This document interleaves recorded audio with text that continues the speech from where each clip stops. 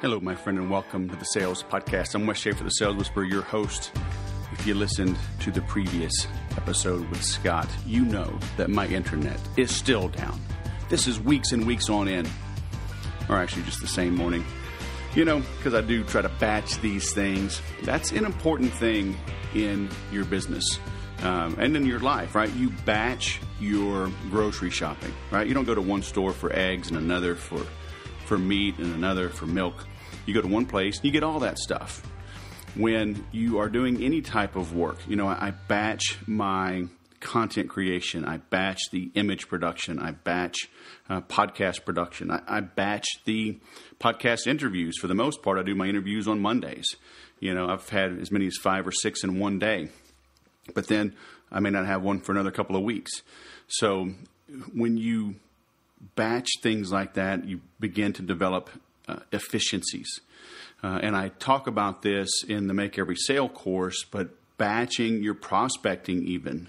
You need to set a time on your schedule, make an appointment with yourself, and do those types of activities.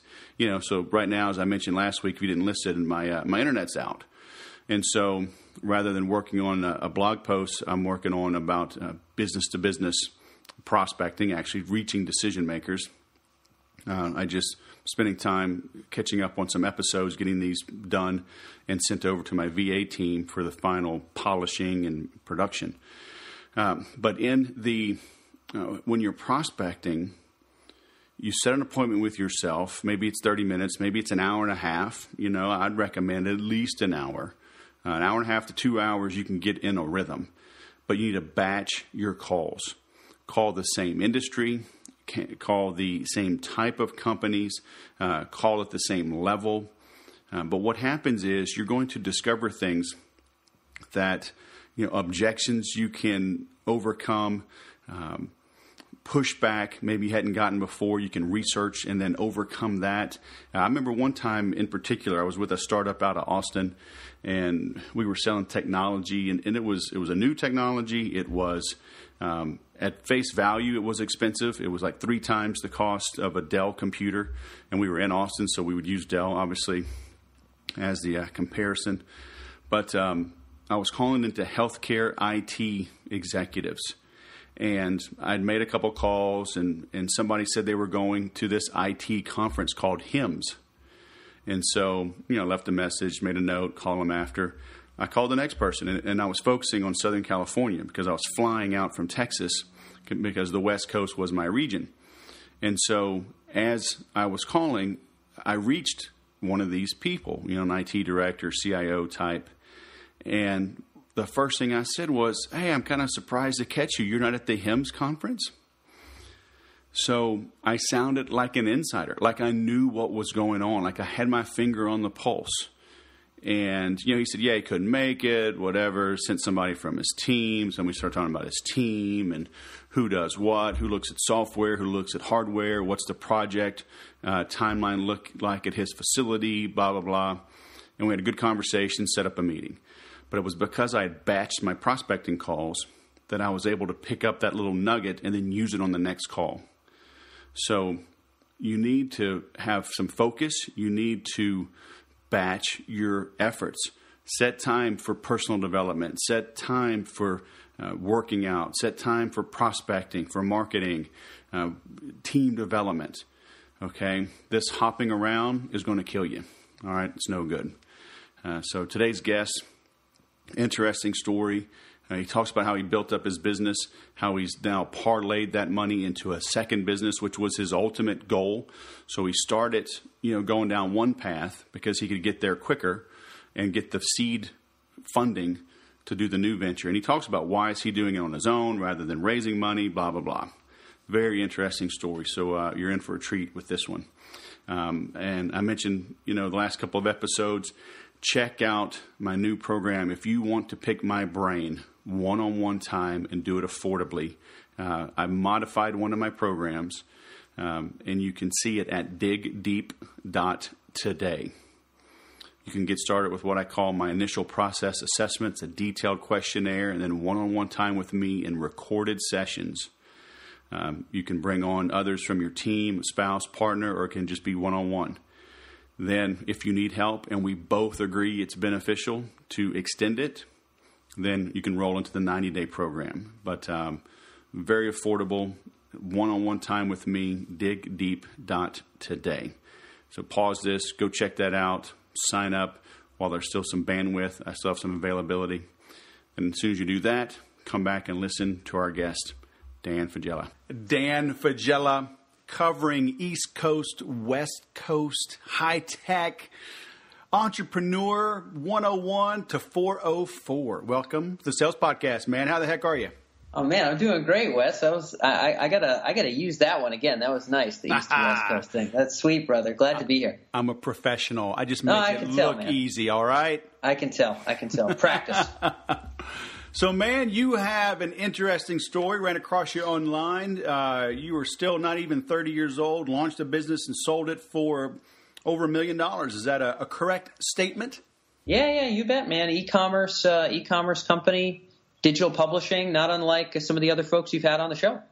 Very cool. And now, so you moved from Rhode Island to San Francisco to really up your game. Is that right?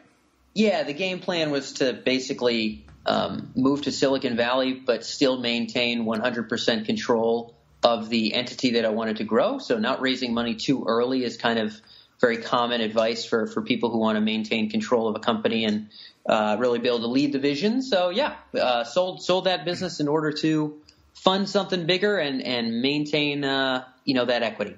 Very cool. So walk us through that. That's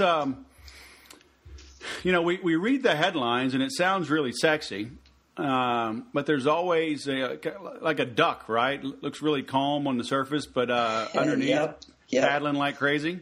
Yeah. Was that kind of your story? Yeah. Do you want to go into kind of like the how it was grown and sold, or what are kind of the challenges of selling it or growing it? Where do you want to kind of knuckle in here? I'm happy to dive wherever you want. The challenge on growing it. I mean, once somebody has something worth selling, I have a feeling they'll figure out how to sell it. I think most people are struggling with how to make those initial sales, how to create something that's sustainable. Yeah. Pricing, how to up their game, how to stay the course. How to stay the course while also testing new things, right? Because I see entrepreneurs make several mistakes. And one is they get bored with something that's working and they change too quickly. Yep, happens all the time. Or the exact opposite. They go to the well way too long, and before they know it, the well is dry. And then they're like, oh my gosh, now what do I do? And they go out of business because they didn't test enough new things while the good thing was still working. Yeah, and I guess, to use that as your analogy, Wes, in terms of where to guide things, I think, I was forced to kind of realize when the well was dry. So my goal with Science of Skill, as I mentioned, was to fund a much bigger venture. And I actually thought I'd be able to get that done quickly. So I ran Science of Skill for 4 years. It took us to get it to a little over 2.2 million top line. I thought I was going to be able to sell that thing after year one. About 12, 13 months in, we were doing $45,000 a month recurring revenue. And I said, oh man, well, here we go. Let's go to the open market. Let's get it sold. As it turns out, banks, in order for a bank to give a buyer enough money to get a deal like that done, they want to see a lot more tax returns than just 1 year of business, yada, yada, yada. So what we ended up with, Wes, is I was in a niche called Brazilian Jiu-Jitsu. You ever heard of Brazilian Jiu-Jitsu? Dude, I just started in January. Oh man, fantastic! So I did jiu-jitsu for a long time. Won a national tournament in the Nogi Pan Ams in 2011, and did a whole lot of national competing and seminars all over the country and stuff like that. And my first business, which I sold when I was 25, was a physical martial arts gym, which I used to pay for graduate school because I didn't really feel like getting a job because fighting was significantly more fun than doing something boring. So. I was in Brazilian Jiu-Jitsu, Wes, selling DVDs and digital products on the internet and Jiu-Jitsu. And as it turns out, that's a small market. So you talked about going to the well again and again. Man, we had about 8 months of being stuck at that 45 grand a month, because as it turns out, there's only so many blogs, there's only so many Facebook pages, there's only so many email lists that actually have jiu-jitsu fans on it. So from about month 12 to 20, we kind of had the same revenue, which was, one of the most painful experiences of my, business life, seeing myself kind of, like you said, your legs are flopping underneath the water. I mean, I felt like I was kind of treading in quite a very literal way in terms of top line and bottom line. And we then had to pivot that business into the larger self-defense and self-protection crowd, Wes. So we started to sell to people who are interested in firearms, people who are interested in self-defense broadly, not a specific martial art. People who are interested in homesteading and kind of self-reliance. They actually ended up, as it turns out, being very interested in self-defense as well. So we had to move away from the dry well, so to speak, and that was one of our biggest lessons in kind of getting it past $1 million in annual revenue. So you said you were stuck at what, 35 or 40 grand a month? 45 grand a month in top line revenue, yeah. I mean, some people would be happy with that, right? I mean, if you have a small company, just a couple of employees, maybe even only one, and doing some distribution, fulfillment, I mean, that's an okay business. Yeah, it was good. I mean, it was definitely a healthy 6 figures to the bottom line given the margins. But yeah, I mean, as I mentioned, I mean, the ultimate goal was to sell something in order to fund a much bigger venture. I honestly, I didn't think it would take 4 years. The upside of that is we sold it for way more than I would have in the early days. But yeah, I mean, I guess for some people that's good enough. And to be honest, Wes, I mean, I'm sure it's good enough for a lot of people. But my goal was, I want to get in the Inc. 500, not the 5,000. And I really want to make sure that I can maximize an exit price. And I think that buyers have a lot of confidence in a business when they see that this thing can literally double its top line, more than double its top line revenue year over year. So that was a big priority for me, was to keep up that growth. And as it turns out, we couldn't go to the same well forever. We started in a niche that was too small, and that was a hard lesson learned. Right. So you were, would you say you were forced to expand? I mean, because you had bigger goals, you were forced, right? Yeah, basically. That was it. I mean, if we wanted to stick around 45 grand a month, we probably could have. We were forced to expand in order to continue to grow. Right. So, yeah, and that was it took a while to figure out who's going to be the new audience, who else is going to want to buy this kind of stuff. It took us, half a year to really dial that in and actually hit it. But then eventually we did expand, and that helped us kind of raise the ceiling. Right. So as you expand into the other areas, were you the expert in those other areas, or did you have to find the talent to create the content that you could curate? Yeah, that's a good question. And it was very important for us to find other talent all along. So in the beginning, the content was mine. I basically took my own competition videos and seminars. And I had a lot of videos on the internet, Wes, of beating bigger guys. So like beating, some 200-pound UFC fighter or some big wrestler guy or whatever. Are you challenging me? Are you challenging me on my own podcast? Not at all, man. Let's roll, baby. Come on down. I've never been in a real fight, but I did a lot of jiu-jitsu competitions. So I've done a lot of fighting when there's a referee there. I haven't been all that interested in broken beer bottles or things like that. But either way, a lot of stuff against bigger guys, and I'm like 124 pounds or whatever. And so a lot of people really like little guy beats big guy stuff. Right. For some reason, that's always popular on YouTube. Who knows? The David versus Goliath thing is very catchy. So that was our initial audience. So I was selling a lot of my own kind of techniques for what I was doing to win national tournaments and compete against bigger guys.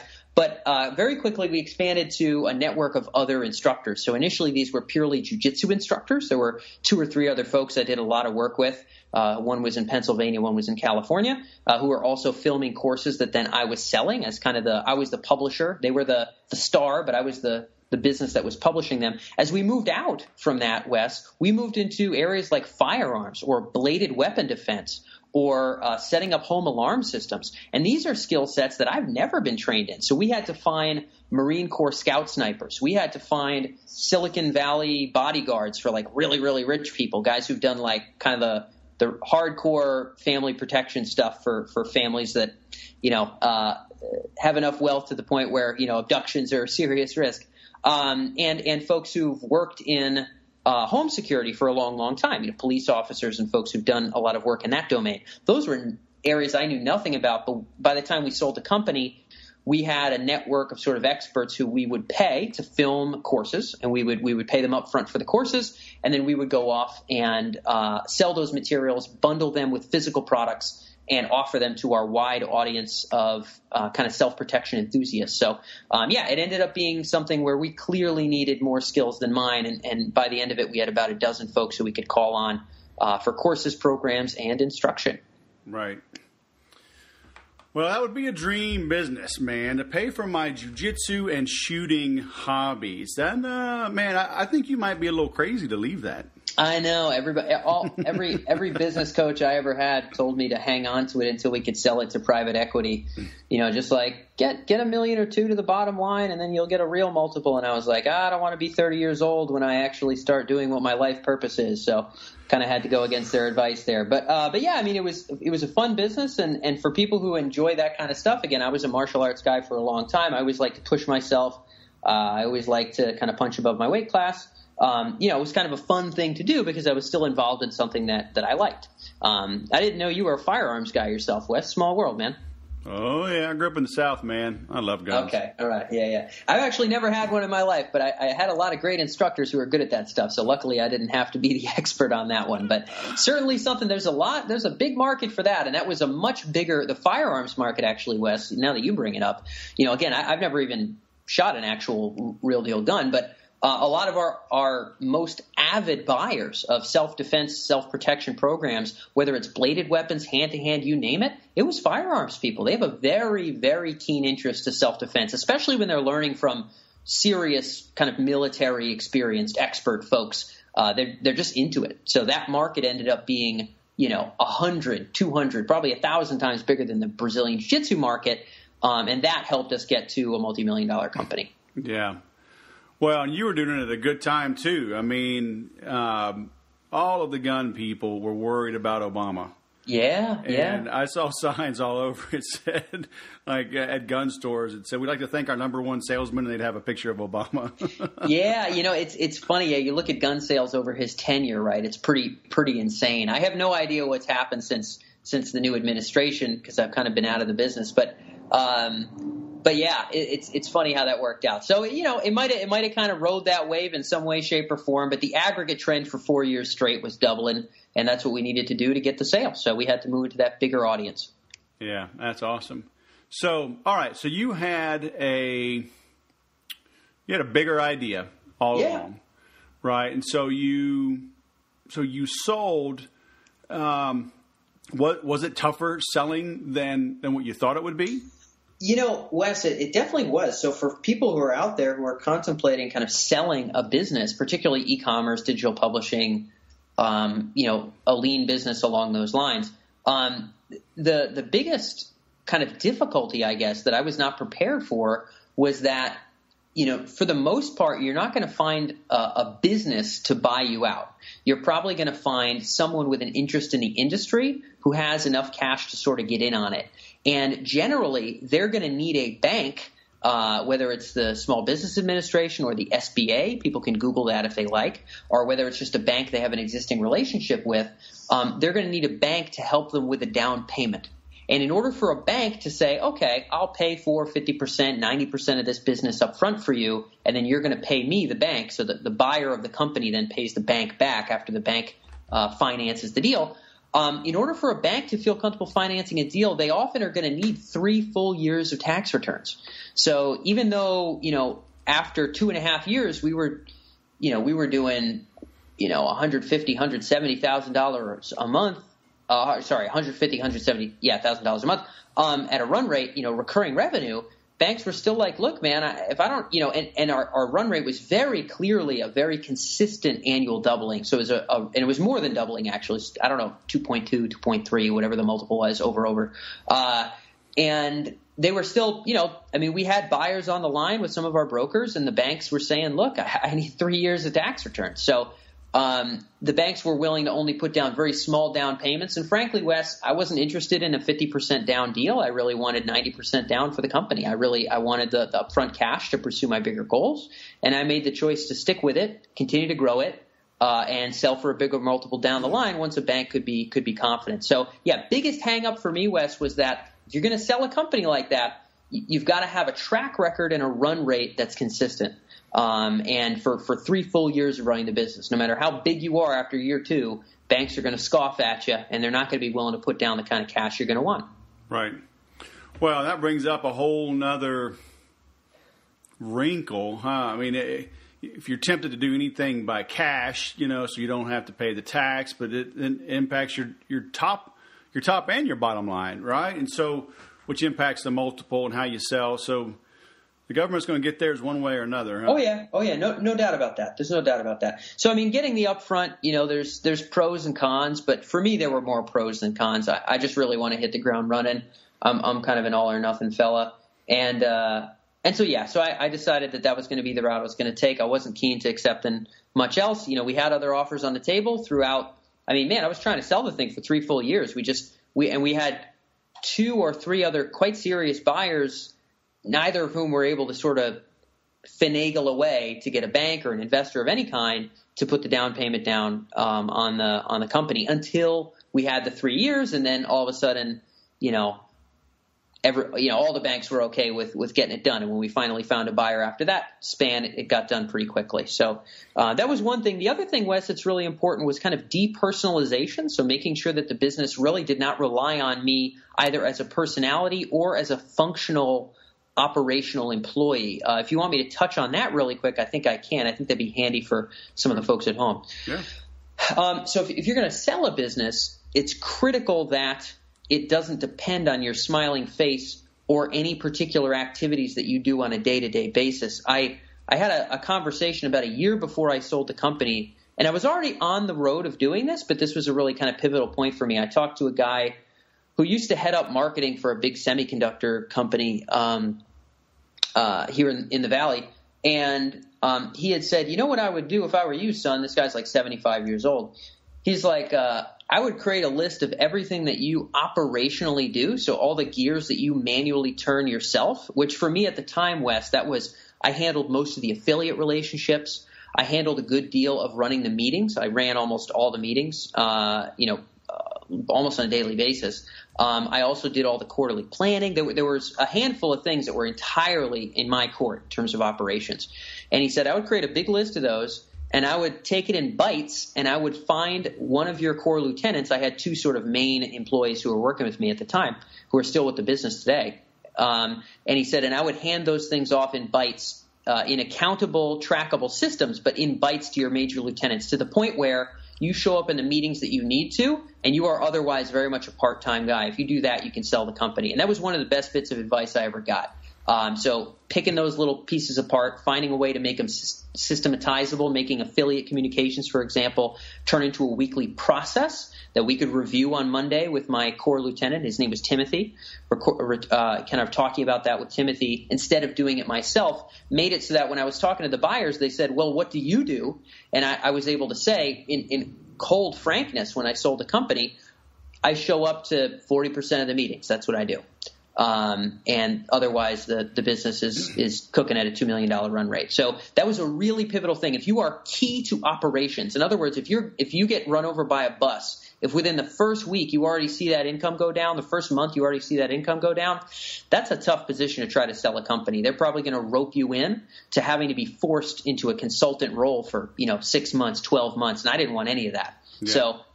So I decided that I would take this, the advice of my elders, I guess, and that was a really, really important part, and I think advice that other entrepreneurs could use. Yeah, that's awesome. And would you say it's easier said than done?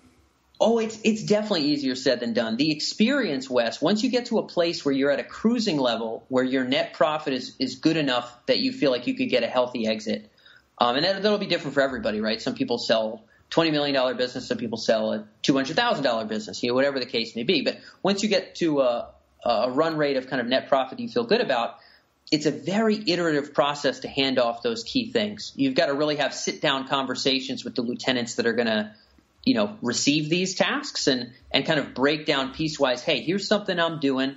Here's a way that I think you could help with this.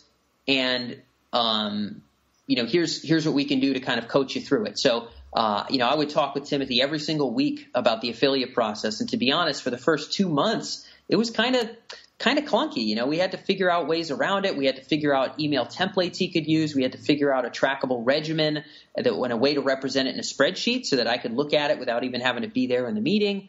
And that actually took a little while to work the kinks out. But the good news is, with enough kind of iterative focus, my instinct back in the day as a younger entrepreneur, Wes, would have been, man, this is way too hard to delegate. I'm just going to do this. No questions asked, right? But as I started to get a little bit more experience, the insight was this is going to be hard as hell to delegate. But if I set my mind to developing a system and I encourage that responsibility in my employee team and I talk with them every week to hammer this system out, within a couple months, even if it's a grind, we're going to develop a process that they can run by themselves. So definitely easier said than done, but the stick-to-itness is something I would never have done in the earlier days, and I was grateful I did it later because it was essential to kind of being able to unplug at the point of sale. Now, did you tell your people why you were doing this? Did they know your plan was always to sell the company? Yeah, and some people are in a position where that's not really a comfortable thing for them to do. I was in that position, so everybody on my team had known from day one that my goal was to influence global policy in artificial intelligence and neurotech, and that ultimately in terms of life purpose, kind of moral purpose, moral contribution, that's really what I'm interested in. And so they had known that from the first day they ever worked with me until the day we sold. So luckily, they knew that all along. If your employees don't know that all along, I would say that's a case by case basis. My circumstance was unique. They knew that I was growing this business exclusively to sell and to move on to my bigger goals. If your employees don't know that, it's a much more delicate chat. Right. Might be worth bringing a consultant on to help you out with kind of how those conversations work. So what was similar and different between starting your first business and now starting your second one? Yeah. Wait, are you talking about e-commerce versus kind of the technology company here? Yeah, because so you sold that jiu-jitsu business, self-defense business, right? Yep. So that was all e-commerce. So now you took that money and moved to the West Coast and started your current venture, right? Yeah. Now, I had actually been on the West Coast for about a year. So all my employees were 3,000 miles away. I was talking to them on Skype. So I'd been in the West Coast actually for a while. I started the beginnings of this the Tech Emergence, which is the name of the company, 3 or 4 years back. So I had this idea and been working on it on the side all along. It didn't start after the exit. And it was also the second exit. So I sold my martial arts gym when I was 25. I sold this e-commerce business when I was 29. So this is my third business now. Cool. And I think what's different about it, Wes, is kind of that I've never been in a position where you can hire kind of the smartest folks that you can and that you can kind of think in the most strategic possible way, and you don't have to focus on kind of paying tomorrow's bills. So when I started my gym and my e-commerce business, it was really all about like, man, we've got to be making sales today because we're going to have to, make payroll in 4 days. And that develops a certain way of thinking. I think you can kind of get in a rut of small business thinking, which is very much firefighting, which is very much scrapping to do whatever short-term things make ends meet. Right. And the only difference with this company, Wes, other than the fact that it's intended to be significantly larger and certainly will be, is that I'm able to start from a position of kind of taking a deep breath and thinking very strategically about what we want to build in the long term instead of just making money in the short term. So that's probably the only big difference here. Otherwise, the same grind, the same crazy, figure out all your systems, hire the team that's going to be right, and all that wacky stuff. I think the only difference is we don't have to worry about making money tomorrow. We've got a pretty good amount of burn rate here to figure that out and determine if we want to raise money or make it. So the only difference is a little bit more room to inhale and plan rather than just fight fires all day, which was my first two businesses were, a good deal of that. So you're using the sale from your last business to fund this rather than get angel investors or VC? Yeah. That was the game plan. So now, I might raise money later on, but I think the challenge, Wes, is that, a lot of people in their 20s, like myself, move out to the West Coast and they have an idea and maybe they've got a little bit of traction and they raise money with not much more to show for their business than a wee bit of traction and no chance of making profit. These are people, Wes, in a position of weakness, right? These guys who are in their 20s who move out here broke with an idea. The investors on the other side of the table realize that, look, I mean, either we give you this money or you're basically moving back to wherever your mother is, and she's going to be bringing down sandwiches, because you don't have any money, right? So you're going to be living with your parents again. So that's a pretty bad position to raise money from. And my perspective was always, man, if I can raise my own funding, that is sort of, my own money entirely, I'll have a lot of room to craft the strategic direction of the company. I'll have a lot of runway to really develop a lot of traction. And I could probably get myself to profitability to the point where when we're having investor conversations, if that ends up being part of our journey, it's not really hey, I need money from you or I'm going to live with my mother. It's like, hey, I may like money from you if the terms are going to be right. And I think it's kind of a fair thing to do for what we want to do with the company. And so I always thought I should be able to make strategic decisions and not frantic decisions. And I lived in a very frantic world for many years to be able to get to that place, but I really did want to get there. So that was the goal. Well, how do you know that you have a monetizable idea? Oh man, that's a podcast unto itself. Not even an episode. That's a podcast unto itself. But there's a lot of faith involved in that one there, Wes. But I think trial and error is somewhat similar across any business. There's precedence for the kinds of, I won't go on and on to articulate what the market research and media business model is for tech emergence, but there's a lot of precedence for businesses in other technology spaces that have done things similar. And I think the goal is, determine kind of what the mission, purpose, values of the business are, and, cross your fingers and talk to as many smart people as you can and see if you can make it work. So who's to say, Mr. West? Who's to say? But I think the best you can do is educate yourself with smart people's ideas, refine ideas that you think have a lot of merit, and then throw your heart and soul into it. And that's what I'm hoping to do. Very interesting. So you get the funding, but you had already started growing the business or launching it, right? Yep. Yeah. Tech emergence. Yep. So once you had you were flush, right, from the sale. Yep. What was the first thing? What was the first dollar you spent from that on the new business? Yeah, good question, Wes. One of the first things I did was I got, now we don't have these guys full time right now because full time this will actually potentially be kind of an equity position that will be a much bigger hire. But we brought on 2 different developers in Eastern Europe who I had been talking to a little bit, who had worked with me on my other company, and they kind of knew that, once we made the exit, I'd probably have plenty for them to do in my other business. So bringing on development talent was a big deal, being able to add new functionality and add new kind of features and make all the edits that we wanted to make to Tech Emergence as kind of a website in the front end and on the back end and all that. So development talent was a big thing. And now bringing on additional writers was another kind of big part of the game. So I'm actually still in the process. The sale of the business, bear in mind, Wes, this was significantly less than 3 months ago. So we're still talking about a relatively near-term transition. But my big process now is to find kind of a head editor. I don't think I have that guy right now, but I do have 2 or 3 other freelancers we're able to work on a weekly basis who are talented, have great journalism experience, and I think can bring a lot to the table. So upping our content output, which is our main sort of traffic source, and really refining the front end and back end of the site itself for techemergence.com. Those were 2 of the biggest places where, as soon as the dough was in hand, I knew where I needed to spend it. And those were 2 of the initial investments. There's going to be a couple big hires coming up in terms of an operations person and a head editor that I'm looking to make in the near term. And those are going to be some of the other kind of near-term investments of cash. And that's probably where it's going to go. But yeah, first things first, I already had these developers in mind. I was like, hey guys, let's get on a Skype call. I got work for you. Right. So that was the first move I made at that time. Did you splurge at all?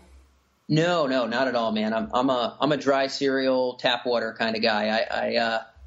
I'm not a big vacation dude, not a fancy car, fancy shoe, fancy jeans guy. Yeah, nothing whatsoever. Just heads down and kept up the 80-hour work weeks and plugging away to make sure I can get the big stuff done. So unfortunately, no fun stories there, but hopefully at some point achievement. So you're bringing on developers from overseas, but you're in San Fran. Did you just want to be in San Francisco, or are there still like some of the mines of Silicon Valley that you need to tap into, and being there helps?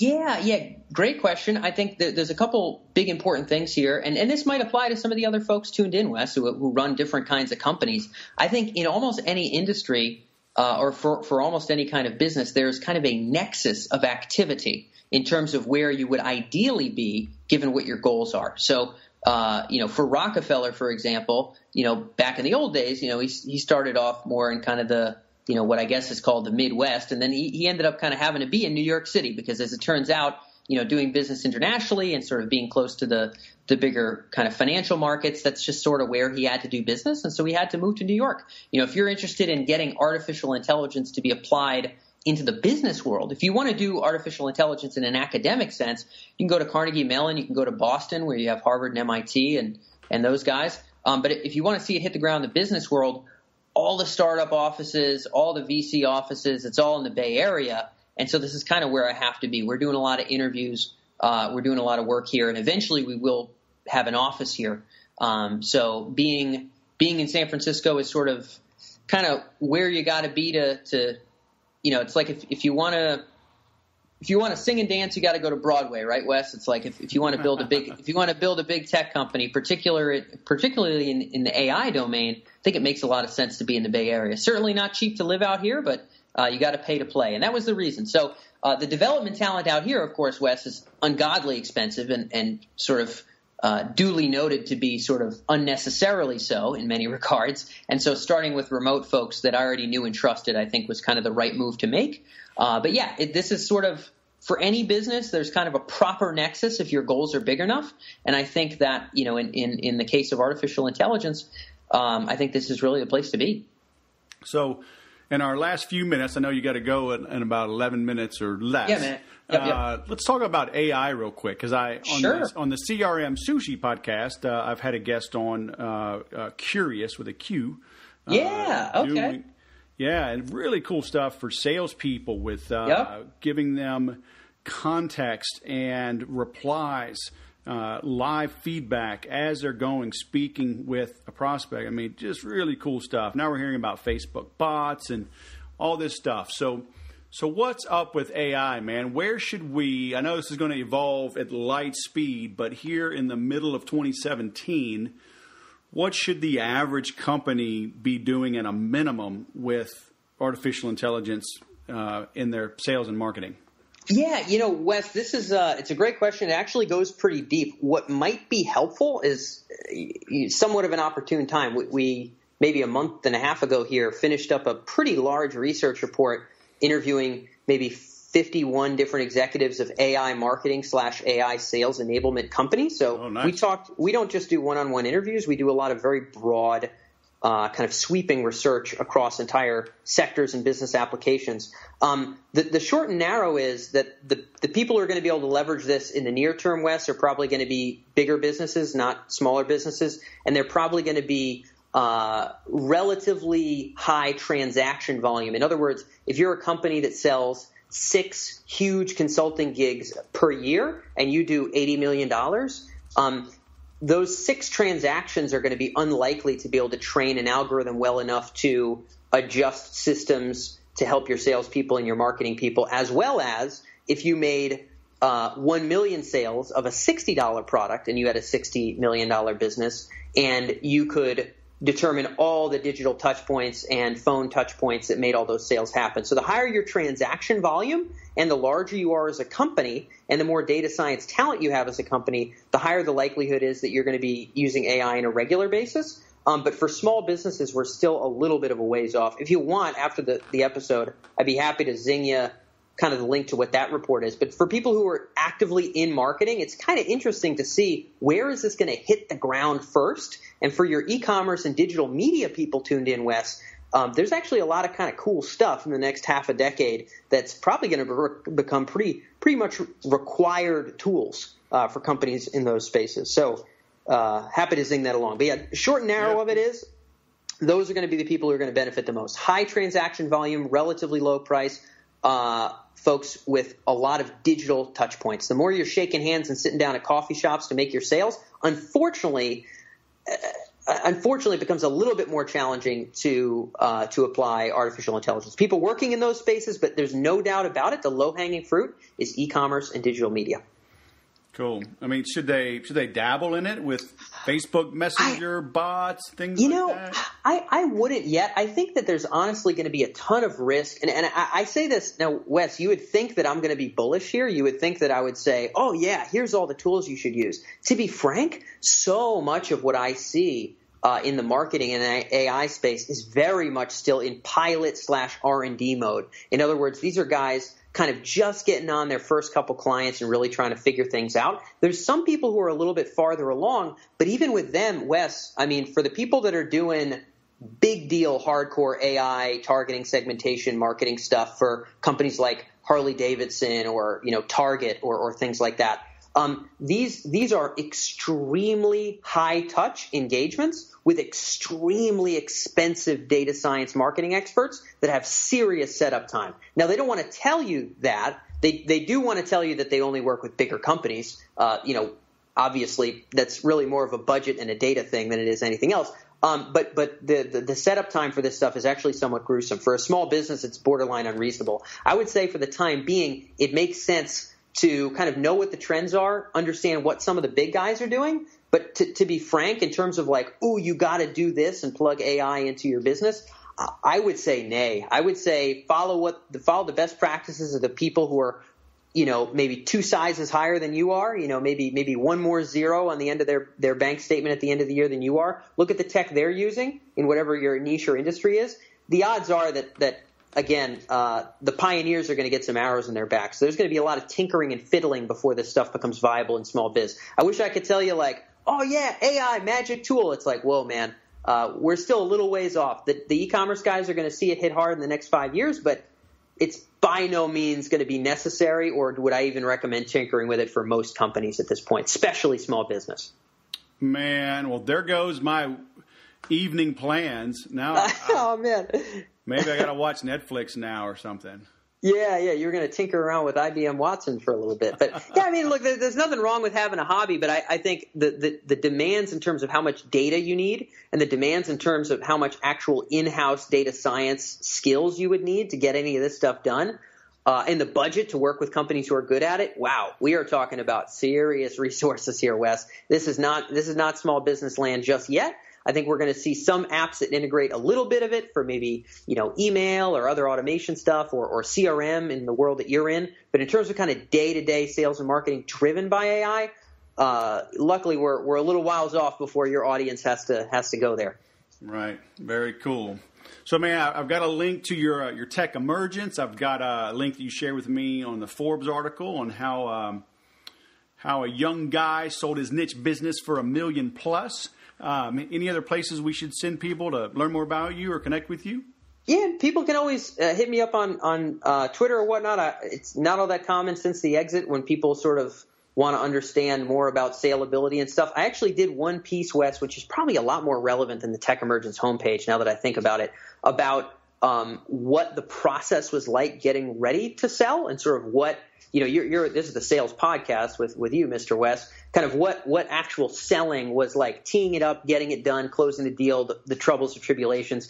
I actually did a post on that at Tech Emergence, which for the people who aren't necessarily AI freaks, they might still really want to know, what the heck does it look like to get somebody else to throw down 90% cash to buy out? And I think that might be more relevant than the homepage. So I can get that over your way as well. But that would be about it for me, man. All right, so we will link to that. I'll add your link to Twitter and those articles you share. And, man, I don't get to San Fran often, but I'll look you up when I do. If you come to SoCal, you want a little Temecula Valley wine, let me know. Awesome, Wes. Hey, glad to be here, brother. All right, Dan Faggella, thanks for coming on the Sales Podcast, man. It's been awesome. Cool. So how'd you like Dan, huh? I told you, he's a bundle of energy and optimism. He's already sent me a couple of referrals. I mean, just what a good dude. You know, what you hear is what you get. And he rolls jiu-jitsu, so he's got to be all right. So be sure to visit the website, look at the notes, reach out to Dan. He's a very accessible, friendly guy, and he's getting stuff done. You know, surround yourself with doers. That's who I try to bring you, are people that are not, you know, academicians, theorists, people that are getting their hands dirty, people that have gotten their knuckles bloodied, you know, getting out there, just getting it done. There's too much mental masturbation going on. You know, motion beats meditation. Get after it. I saw something recently, you know, it was like motion beats emotion, or motion creates emotion.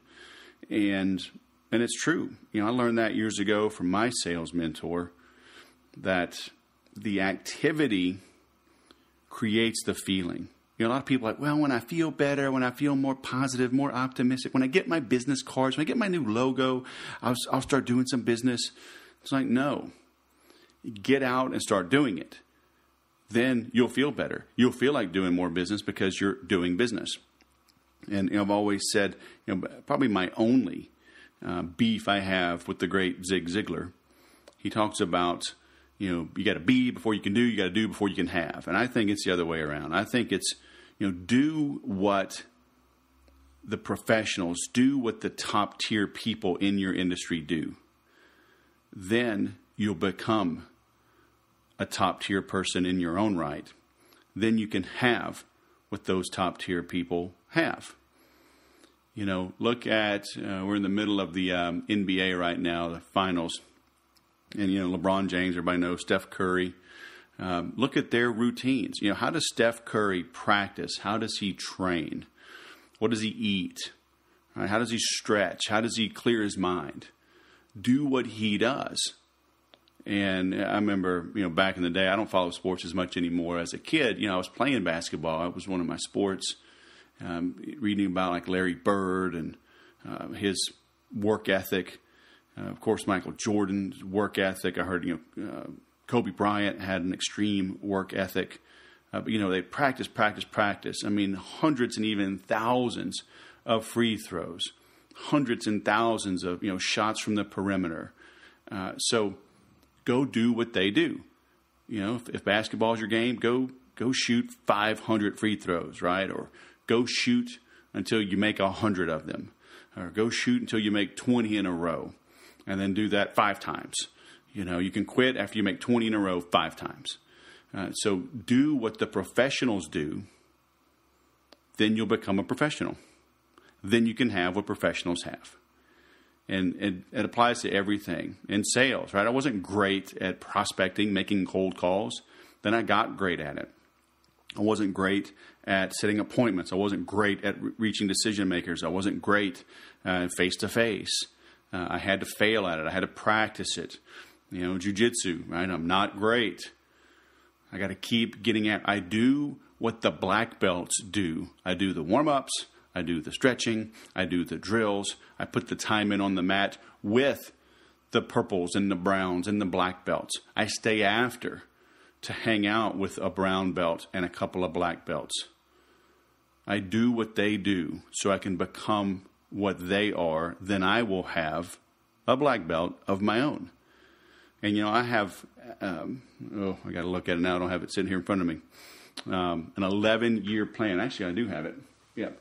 11 years mapped out. And I'm already ahead of schedule. So that's kind of cool. But I mapped out an 11-year plan to get to black belt. How many of you have even a 1-year plan? How many of you have an 11-week plan to get to something? If you don't have that, then you're probably not going to achieve it. So do what the professionals do. You'll become an expert, and you'll have what they have. All right? You heard it from Dan. Go follow his notes. If you need some help with that, if you need help with some clarity, if you need help writing your goals down, digging deep, finding out what they really are, what's really resonating at your core, check out digdeep.today. I made it, you know, I love group training because it's scalable. right? It's infinitely scalable, really. The more people that join the Make Every Sale program, the more money I make. It takes the same amount of time. But I do like one-on-one. The problem is there's only so many hours in a day. So I can't do it for free. And I got to charge something. But the Dig Deep Today is super affordable. You do get me one-on-one. You get my questionnaire. You get a recorded call, interaction, video, screen sharing. And we can work on anything. A slide deck, an email campaign, headlines, landing pages, a sales presentation, objections you're having, setting your goals, okay? And whatever I know, I'll share with you, right? If I'm not an expert at something, I'll tell you I'm not an expert at it. I can give you referrals and recommendations, but Dig Deep Today. You'll sign up. It'll be a very affordable investment. It starts with my IPA, the initial process assessment, and we'll get to work. Then if you can benefit from the 90 days and if I have availability, you can roll that IPA retainer into the first month. So it won't cost anything extra. But most people are good with the one-time part with the IPA. So check that out, digdeep.today. Let's work together and grow and make more sales. Thanks for listening. Please share this. Please leave some reviews. Let me know you're out there. Give me a comment on the fan page, on the blog post, wherever you hang out the most, Twitter, Instagram. It's all good. Let me know you're out there, all right? And as always, remember to sell different.